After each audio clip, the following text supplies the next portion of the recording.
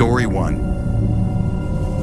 I had always prided myself on my resilience and preparedness, but nothing could have prepared me for the harrowing ordeal I was about to face. It was the winter of 2024, and I had decided to embark on a solo hiking expedition in the remote wilderness of New Hampshire's White Mountains.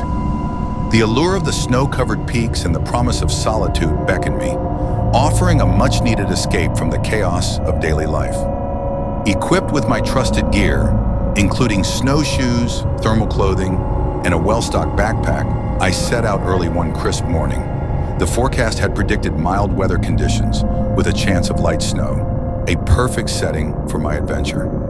As I ascended the trail toward Mount Washington, the highest peak in the northeastern United States, I marveled at the serene beauty surrounding me.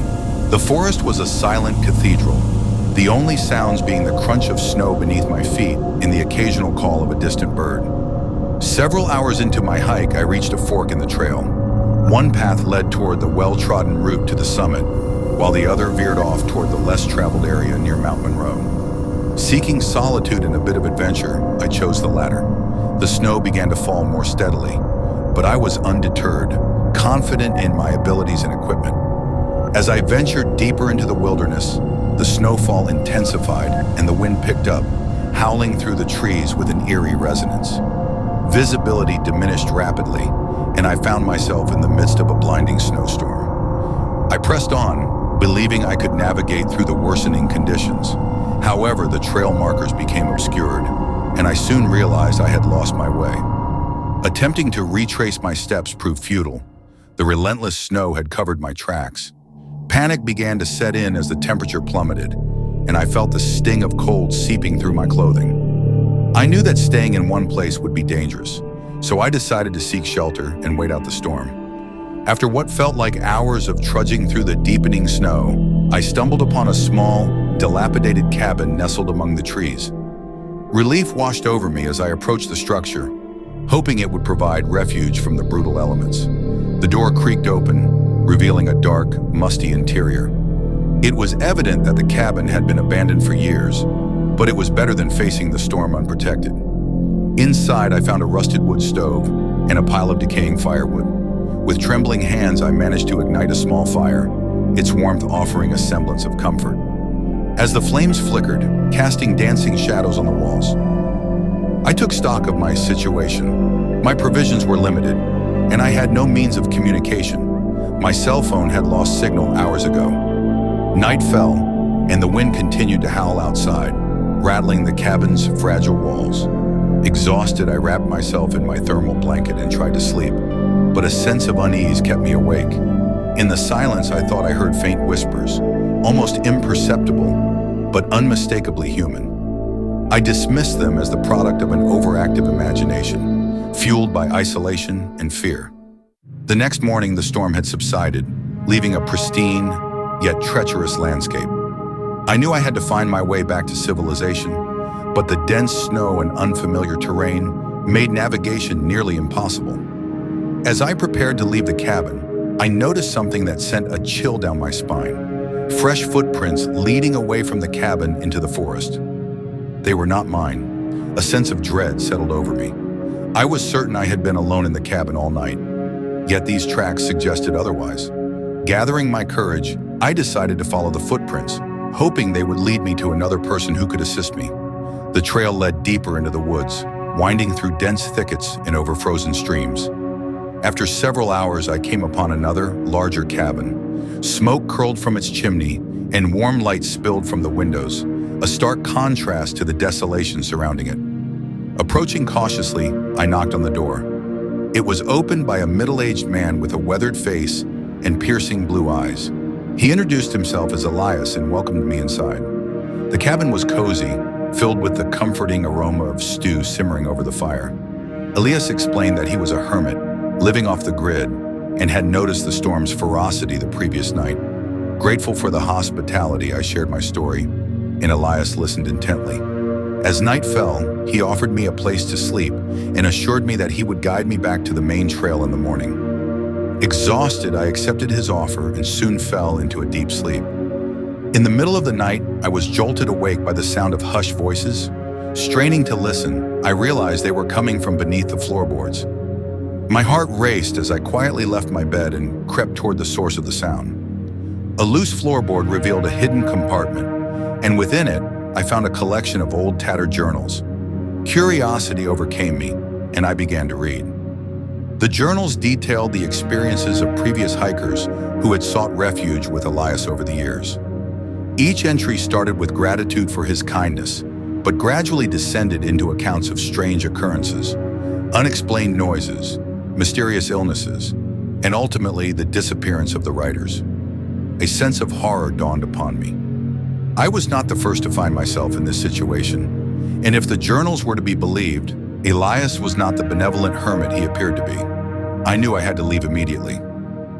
Gathering my belongings as quietly as possible, I made my way to the door, only to find Elias standing there, his expression inscrutable. He inquired about my rest, and I forced a smile, expressing my gratitude while concealing my fear. As dawn broke, Elias led me through the forest, as promised. My mind raced with thoughts of escape, but the dense woods and deep snow made it impossible. After several hours, we reached a familiar trail, and Elias bid me farewell, his piercing gaze lingering a moment too long. I hurried along the path, not daring to look back until I reached a ranger station later that day. Exhausted and shaken, I recounted my experience to the authorities. A search party was dispatched to Elias's cabin, but upon arrival they found it abandoned, with no trace of the journals or any evidence of the man I had encountered. To this day, the memory of that winter ordeal haunts me. I often wonder about the fate of those whose stories I read, and whether Elias was a savior or something far more sinister. The wilderness holds many secrets, and some are better left undiscovered.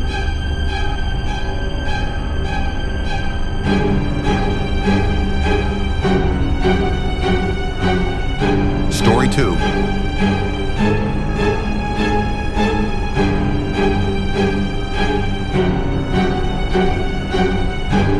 I had always considered myself an experienced hiker, well-versed in the challenges that nature could present. The winter of 2024, however, would test my limits in ways I could never have anticipated. On February 2nd, my hiking partner Beata and I set out to summit Mount Washington in New Hampshire. Our plan was ambitious, to reach both Mount Monroe and Mount Jefferson in a single day. We started early, around 7:30 a.m., the sky overcast but the weather manageable. Both of us were equipped with winter hiking gear, including snowshoes, thermal clothing, and enough supplies to last beyond our expected return. As we ascended, the weather began to deteriorate rapidly. The wind picked up, reaching speeds of 50 to 60 miles per hour, and snow began to fall heavily, reducing visibility to mere feet. The trail, once clear, was now obscured by fresh snowdrifts. We pressed on, determined to reach our first summit, but the conditions became increasingly treacherous. Around midday, we found ourselves in an area where the snow was particularly deep, and the terrain was dotted with spruce trees. Unbeknownst to us, beneath the seemingly solid snow, lay hidden voids known as spruce traps, pockets of air around the base of trees concealed by snow. As I took a step forward, the ground gave way beneath me, and I plunged chest deep into the snow. Beata rushed to help, but she too became ensnared in a similar trap nearby. We struggled to free ourselves, but each movement seemed to entangle us further. The cold was relentless, seeping through our clothing and numbing our limbs. Our gloves, now wet, offered little protection against the biting chill. Realizing the severity of our situation, I managed to retrieve my phone and dialed 911. It was around 6 p.m. The dispatcher kept us on the line, trying to determine our exact location. Based on our descriptions and GPS data, they estimated we were only about 34 feet from the main trail, a distance that felt insurmountable given our predicament. They advised us to stay put and conserve our energy while a rescue team was mobilized. As night fell, the temperature plummeted further. We huddled together, attempting to share body heat, but the cold was pervasive. Time seemed to stretch endlessly. The howling wind drowned out most sounds, leaving us in an eerie silence punctuated only by our labored breaths. Hours passed before we saw the first beams of flashlight piercing through the darkness. The rescue team, 9 members strong, had begun their ascent around 8:30 p.m. and reached us close to 2 a.m. They worked swiftly, setting up emergency shelters and providing us with warm fluids. It took nearly an hour before we could move on our own. The descent was arduous. Supported by the rescuers, we navigated the treacherous terrain, finally reaching the base of the mountain around 4:30 a.m. Beata was taken to the hospital for treatment of cold-related injuries, while I was treated on-site for frostbite on my fingers. Reflecting on the ordeal, I realized how a series of small decisions and unforeseen circumstances had led to a life-threatening situation. Despite our experience and preparation, nature's unpredictability had caught us off guard. The incident was a stark reminder of the respect the wilderness commands and the thin line that separates adventure from tragedy. In the aftermath, I found myself grappling with a mix of gratitude and humility.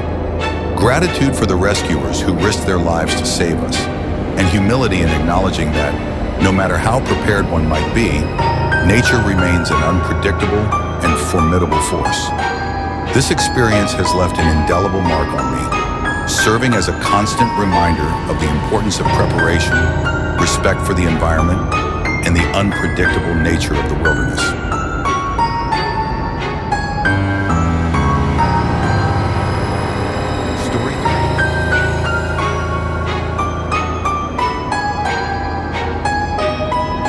I had always prided myself on my resilience and preparedness, but nothing could have prepared me for the harrowing ordeal I was about to face. It was the winter of 2024, and I had decided to embark on a solo hiking expedition in the remote wilderness of New Hampshire's White Mountains. The allure of the snow-covered peaks and the promise of solitude beckoned me, offering a much-needed escape from the chaos of daily life. Equipped with my trusted gear, including snowshoes, thermal clothing, and a well-stocked backpack, I set out early one crisp morning. The forecast had predicted mild weather conditions, with a chance of light snow, a perfect setting for my adventure. As I ascended the trail toward Mount Washington, the highest peak in the northeastern United States, I marveled at the serene beauty surrounding me. The forest was a silent cathedral, the only sounds being the crunch of snow beneath my feet and the occasional call of a distant bird. As I climbed higher, the weather began to change. The once gentle snowfall intensified, and a biting wind swept down the mountainside. Visibility diminished rapidly, and I found myself enveloped in a blinding whiteout. Trusting my instincts and experience, I pressed on, believing I could navigate through the worsening conditions. Hours passed, and the storm showed no signs of relenting. The trail markers were obscured by the accumulating snow, and a creeping sense of unease settled over me. I realized I had strayed from the path, disoriented by the relentless blizzard. The temperature continued to drop, and the daylight was fading. Seeking shelter, I stumbled upon a small outcropping of rocks that provided minimal protection from the elements. I knew that staying put was my best chance of survival until the storm passed. I huddled beneath the rocks, wrapping myself in my emergency blanket, and tried to conserve my energy. The night was interminable. The howling wind seemed to carry voices, distant and haunting. I couldn't shake the feeling of being watched, though I knew it was just my mind playing tricks on me. The cold was unrelenting, seeping into my bones despite my layered clothing. I drifted in and out of a restless sleep, haunted by vivid dreams of shadowy figures moving through the storm. When dawn finally broke, the storm had subsided, leaving a pristine, yet alien landscape. Everything was blanketed in a thick layer of snow, and the world was eerily silent. I emerged from my makeshift shelter, my body stiff and aching from the cold.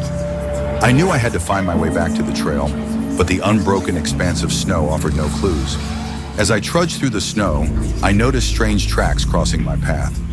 They were unlike any animal tracks I had ever seen, elongated and deep, with a peculiar pattern that suggested a bipedal gait. A chill ran down my spine as I realized they were fresh, and whatever had made them was not far ahead.